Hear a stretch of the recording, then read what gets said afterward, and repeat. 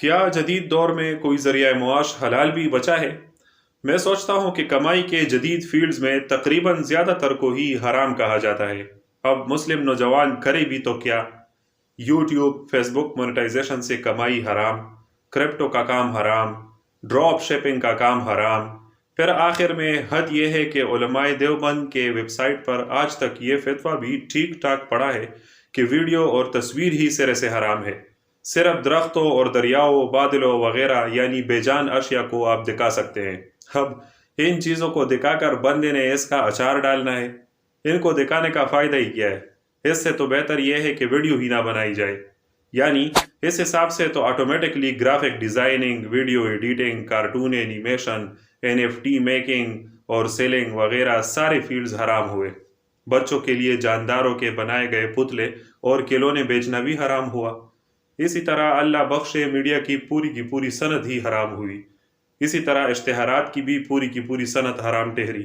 On line video call پر tuitions پڑھانا بھی حرام ٹھہرا۔ اسی طرح ویب سائٹس بنا کر اس پر اشتہارات لگا کر کمانا بھی حرام ہوا۔ کفار کے ساتھ یہ مذکورہ سارے فیلڈز ہے جن کا میں نے ذکر کیا ہے، اور وہ بڑے اماؤنٹس ان سے کما رہے ہیں۔ میں نے ایک عالم کو کہا تھا کہ میں فوٹو لیب کھولنے کا کام کرنا چاہتا ہوں، فوٹو شاپ وغیرہ کے ذریعے جو تصاویر بناتے ہیں ڈاکومنٹس کے لیے، شادی بیاہ، غمی خوشی کے موقع پر، تو انہوں نے کہا کہ یہ بھی حرام ہے۔ ایک دوست کو ایک عالم نے کہا کہ بطور میڈیکل ریپ کام کرنا بھی اس لیے حرام ہے کہ کمپنی کے ادویات معیاری ہوں گے یا نہیں، لیکن آپ نے تعریف کرنی ہے اور ڈاکٹر کو لالچ دینی ہے کہ وہ سجیسٹ کرے۔ اسی طرح غریب بندے کو بلا وجہ بہت سارے مہنگے اور غیر معیاری ادویات خریدنے پڑتے ہیں۔ نیٹ ورک مارکیٹنگ، جس میں وہ ٹری سسٹم ہوتا ہے کہ آپ ایک گاہک لے آتے ہیں، پھر وہ گاہک جب گاہک ڈھونڈ لیتا ہے کمپنی کے لیے تو اس پر آپ کو ریوارڈ کے طور پر کمائی ملے گی۔ مجھے کہا گیا کہ یہ بھی حرام ہے۔ باوجود تھوڑی بہت انویسٹمنٹ کے پھر میں نے چھوڑ دیا اسے۔ ایک عالم سے کہا کہ اگر کسی بڑے شہر میں نائی، باربر یا ہیئر ڈریسر جسے کہتے ہیں، اس کو شاپ کھلوا کے دوں کہ اس میں انویسٹمنٹ اتنی نہیں ہے، بس وہ ماہانہ فکس ریشو پہ مخصوص اماؤنٹ مجھے دے گا، تو عالم صاحب نے کہا یہ بھی حرام ہے، کیونکہ ہیئر ڈریسر ضروری تو نہیں صرف ہی سنت کے مطابق بال کاٹتا ہو۔ یہ بات درست بھی ہے کہ واقعی ہیئر ڈریسر صرف سنت کے مطابق تو بال نہیں کاٹتا، اور اگر صرف سنت کے مطابق ہی بال کاٹنا شروع کرے تو وہ خود مشکل سے کما پائے گا، پھر خاک انویسٹر کو منافع دے گا۔ اچھا جی، انشورنس بھی حرام ہے۔ بینک سے کسی بھی طرح کا منافع والا لین دین بھی حرام ہے۔ پرائز بانڈز بھی حرام ہے اور نکلنے والے انعامات بھی حرام ہے۔ بینک سے قرض لینا بھی حرام ہے، حالانکہ مغرب میں یہی قرض لوگ لے کر بڑے کاروبار کھڑے کر دیتے ہیں۔ بعض علماء کہتے ہیں قسط پر چیز بیچنا اور خریدنا بھی حرام ہے۔ بعض کے نزدیک کمیشن خوری بھی حرام ہے۔ اس حساب سے کار اور پراپرٹی ڈیلنگ کی پوری صنعت بھی حرام ٹھہری۔ اچھا، پرفیوم میں چونکہ الکوہل استعمال ہوتا ہے اور الکوہل حرام ہے تو لہٰذا پرفیوم سیلنگ بھی حرام ہوا۔ ہاں، البتہ بنا الکوہل کے عطر بیچ سکتے ہیں، یعنی بات پھر وہی کہ چند گنے چنے لوگ ہی آپ کے گاہک بنیں گے۔ اچھا، گیمز ایک تو ویسے بھی عبث شے ہے، وقت کا ضیاع ہے، اوپر سے کرکٹ اور فٹ بال چونکہ یہودیوں کے گیمز ہے تو اس کا سامان بیچنا بھی حرام ہوا۔ ٹائی، پینٹ، شرٹ بیچنا بھی حرام ہوا۔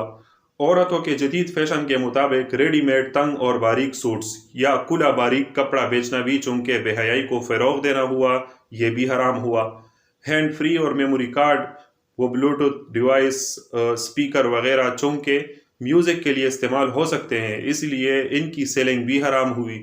اسلحہ سے کوئی بے گناہ بھی قتل ہو سکتا ہے، اس لیے اسلحہ بیچنا بھی حرام ہوا۔ یہ سودی قرضہ کے حرام ہونے اور سودی نظام کے عمل دخل کا جہاں تک تعلق ہے تو اس حساب سے تو پھر ہمارا پورا کا پورا ملک ہی حرام پر پل اور چل رہا ہے، کیونکہ ہم ورلڈ بینک، IMF، امریکہ وغیرہ سے سود پر قرضہ لیے ہوئے ہیں اور اسی طرح ملک چلا رہے ہیں۔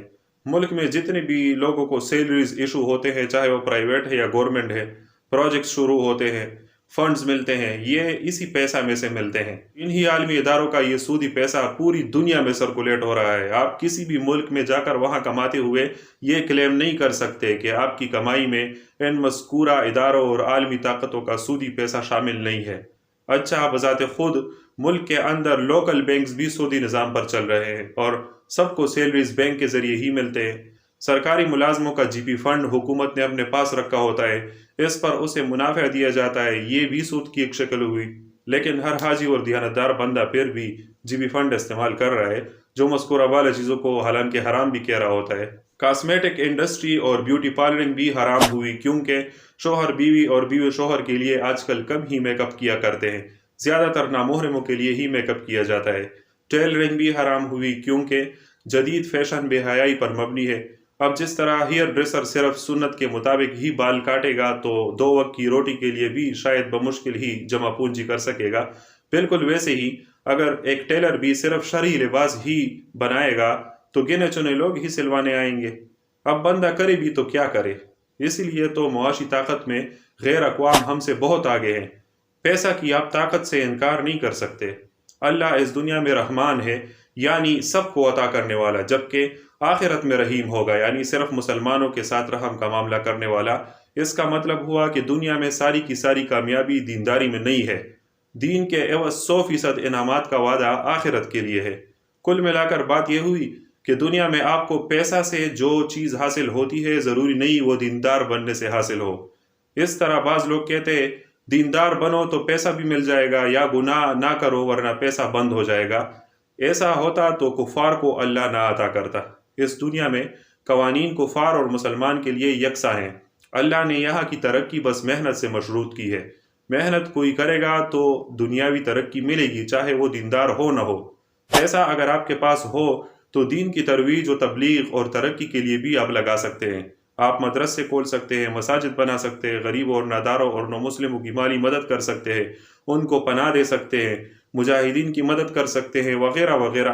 پیسہ کو انڈر اسٹیمیٹ نہ کرے۔ یہ غیر مسلم جو دنیا پہ چائے ہوئے ہیں، یہ صرف معاشی طاقت کے بل بوتے پر چائے ہوئے ہیں۔ یاد رکھے، ہم تو خواب خرگوش میں رہ کر بس صرف اپنی دین سے دوری کو ہی سارے زوال کا باعث قرار دے رہے ہیں، حالانکہ کافی دیندار لوگ اب بھی پائے جاتے ہیں مسلمانوں میں۔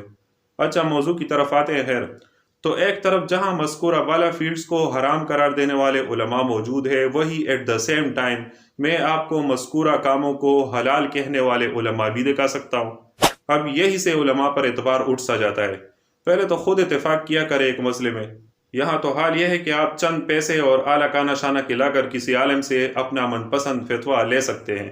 اس حوالے سے ایک فنی بات یاد آ گئی۔ ایک دوست جو کہ بجلی چوری میں ملوث تھا کو میں نے کہا بھائی یہ برا کام ہے، نہ کر۔ اس نے کہا کیوں؟ یہ حکومت جو ہمارے ساتھ یہ زیادتی کرتی ہے، وہ زیادتی کرتی ہے، وغیرہ وغیرہ۔ تو میں نے کہا یار یہ ساری چیزیں ایک طرف، مگر اسلامی نقطہ نظر سے یہ کام حرام ہے۔ تو اس نے کہا میرے پاس فتویٰ موجود ہے فلاں عالم کا کہ ایسے حالات میں یہ سب جائز ہے۔